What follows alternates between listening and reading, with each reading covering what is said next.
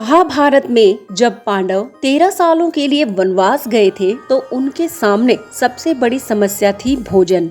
जंगल में उनके लिए स्वयं भोजन तलाश करना बहुत मुश्किल हो रहा था, क्योंकि अब तक उन्हें शाही जीवन जीने की आदत थी और उनके पास जब ऋषि मुनि भी भोजन के लिए आने लगे तो उन्हें भोजन कराना बहुत मुश्किल होने लगा।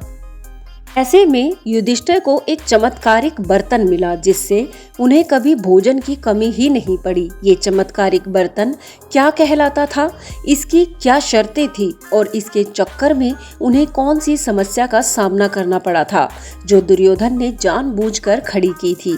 चलिए जान लेते हैं, लेकिन इसके लिए वीडियो में लास्ट तक जरूर बने रहें।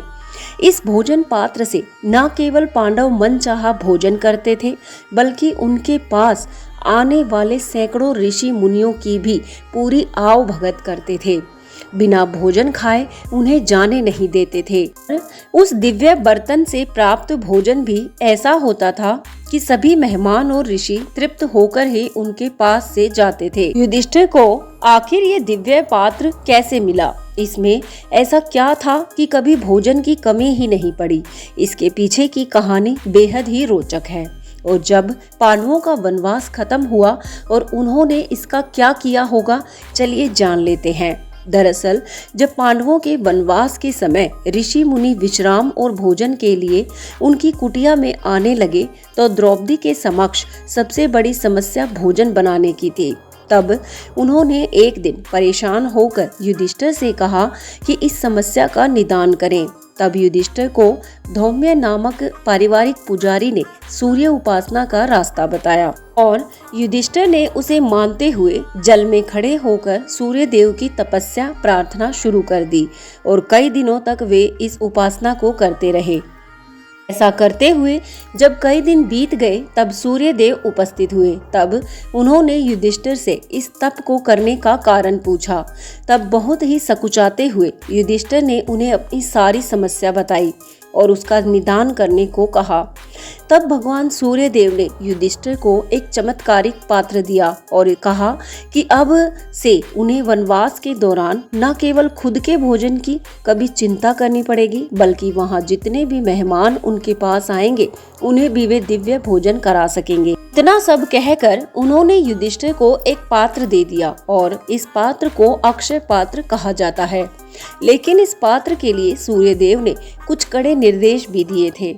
वो क्या थे, चलिए जान लेते हैं। दरअसल सूर्य भगवान से पात्र पाकर युधिष्ठिर अति प्रसन्न थे। उनकी बहुत बड़ी समस्या का आज हल हो गया था। अब वे अपना ज्यादा ध्यान अस्त्र शस्त्र प्राप्त करने और युद्ध कौशल निखारने पर दे पाएंगे।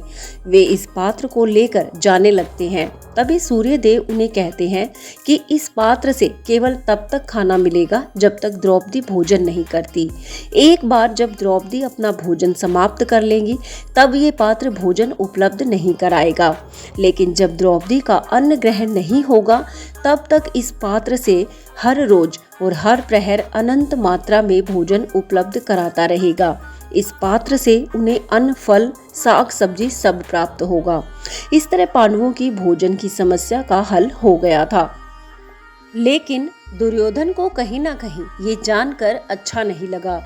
ये जानकर कि पांडव वन में आराम से अच्छा भोजन कर रहे हैं, उसे बहुत बेचैनी होने लगी। उसने एक बार ऋषि दुर्वासा को जानबूझकर पांडवों की कुटिया में भेजा ताकि पांडव ऋषि दुर्वासा के क्रोध से ना बच पाएं।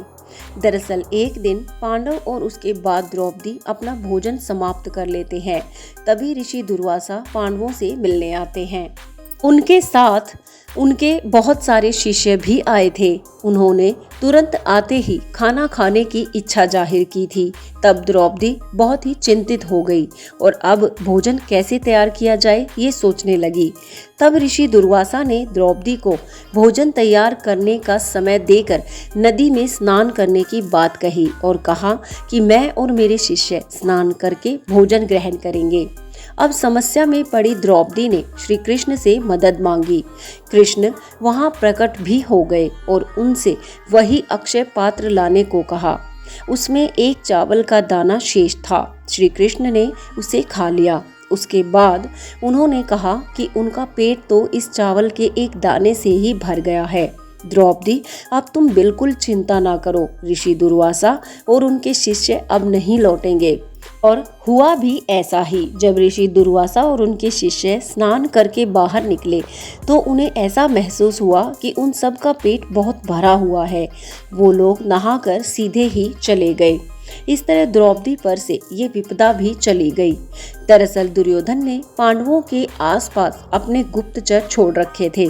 जब उसे मालूम हुआ कि पांडवों को एक चमत्कारिक बर्तन मिला है जो उन्हें हर वक्त भोजन उपलब्ध कराता है, तब वह परेशान हो गया कि पांडव वनवास के दौरान भी बिना किसी कठिनाई के कैसे भोजन प्राप्त कर रहे हैं। यहाँ तक कि उनके पास आने वाले मेहमान ऋषि मुनियों को भी आराम से भोजन करवा पा रहे हैं। इसलिए दुर्योधन ने एक षड्यंत्र रचा। जानबूझकर ऋषि दुर्वासा को ऐसे समय पर पांडवों के पास भेजा जब द्रौपदी अपना भोजन कर चुकी थी, ताकि उनके अक्षय पात्र से कोई भोजन ना मिल सके और उन्हें ऋषि दुर्वासा के क्रोध का सामना करना पड़े। ये सब दुर्योधन ने बहुत ही चालाकी से किया था। जब ऋषि दुर्वासा हस्तिनापुर आए थे तब दुर्योधन उन्हें अपने मधुर बातों में जानबूझकर फंसा लेता है और कहता है कि आपके आशीर्वाद पर सबसे पहला अधिकार मेरे अनुजों का है, जो पास ही एक कुटिया में रह रहे हैं। आप कृपया अपना दिव्य आशीर्वाद पहले उन्हें देकर आएं। तब ऋषि दुर्वासा दुर्योधन के मधुर व्यवहार से अति प्रसन्न थे और दुर्योधन की इच्छा अनुसार वे पहले पांडवों की ओर ही बढ़ जाते हैं। लेकिन सबसे बड़ा प्रश्न ये है कि जब पांडवों का वनवास समाप्त हुआ तब उन्होंने इस पात्र का क्या किया। जब पांडव वापस अपने महल लौटे तब वह अक्षय पात्र भी उनके साथ महल में ही आ गया। लेकिन अब उन्हें इसकी आवश्यकता नहीं थी। लेकिन उनके वनवास जैसे कठिन समय में उस पात्र ने उनका बहुत साथ निभाया था। इसलिए पांडवों ने उस पात्र को अपने महल में सजा कर रखने का निर्णय लिया, क्योंकि ये पात्र उनके लिए ईश्वरीय आशीर्वाद का प्रतीक था। तरह युधिष्ठिर द्वारा भगवान सूर्य से प्राप्त इस अक्षय पात्र की यात्रा पांडवों के महल में लौटने के बाद समाप्त हो जाती है। इस अक्षय पात्र ने पांडवों का बहुत साथ दिया।